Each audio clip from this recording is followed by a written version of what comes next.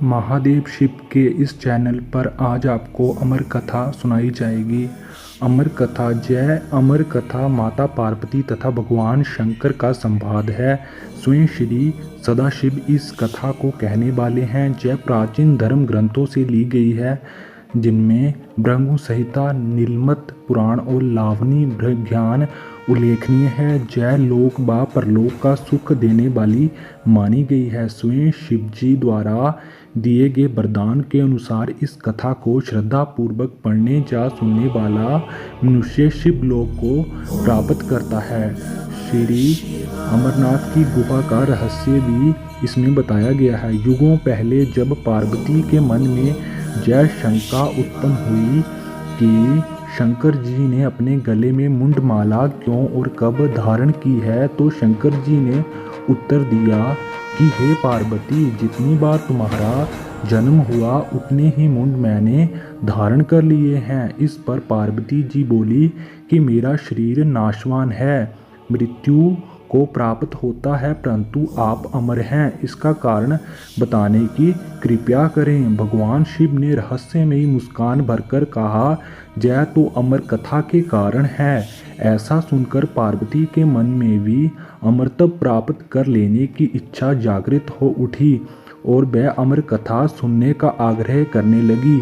कितने ही वर्षों तक शिवजी उनको टालने का प्रयत्न करते रहे, परंतु पार्वती के लगातार हठ के कारण उन्हें अमर कथा को सुनाने के लिए बाध्य होना पड़ा। परंतु समस्या यह थी कि कोई अन्य जीव तथा उस कथा को ना सुने। अंत किसी एकांत व निर्जन स्थान की खोज करते हुए श्री शंकर जी पार्वती सहित अमर कथा की इस पर्वत मालाओं में पहुंच गए। इस अमर कथा को सुनाने से पहले भगवान शंकर ने ये सुनिश्चित कर लेना चाहते थे कि क्या निर्विघ्न पूरी की जा सके, कोई बाधा ना हो तथा पार्वती के अतिरिक्त अन्य कोई प्राणी इसे ना सुन सके। उचित एवं निर्जन स्थान की तलाश करते हुए वे सर्वप्रथम पहलगाम पहुँचे, जहाँ उन्होंने पहले नंदी यानी कि बैल का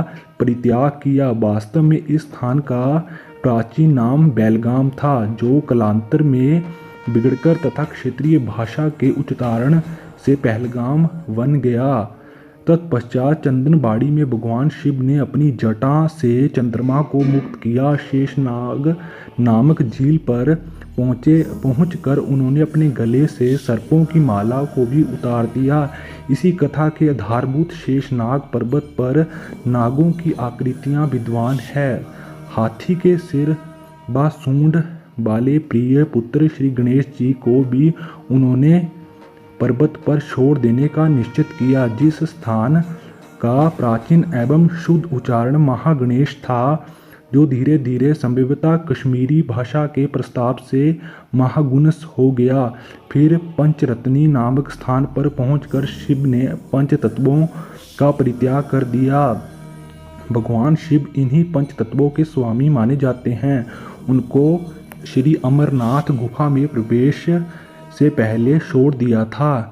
इसके पश्चात शिव पार्वती ने इस पर्वत श्रृंखलाओं में तांडव नृत्य किया था। तांडव नृत्य वास्तव में सृष्टि के त्याग का प्रतीक माना जाता है। सब कुछ छोड़कर अंत में भगवान शिव ने श्री अमरनाथ की गुफा में पार्वती सहित प्रवेश किया और मृगशाला बिछाकर पार्वती को अमरत्व का रहस्य सुनाने के लिए ध्यान मग्न होकर बैठ गए। लेकिन इसके पहले उन्होंने कालाग्नि नामक रुद्र को प्रकट किया और आज्ञा दी, चहुं ओर ऐसी प्रचंड अग्नि प्राप्त करो जिससे समस्त जीवधारी जलकर भस्म हो सकें।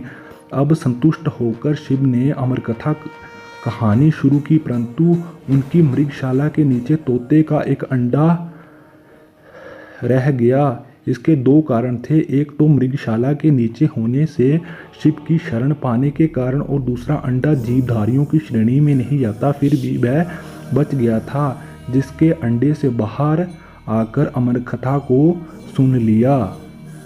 धन्यवाद।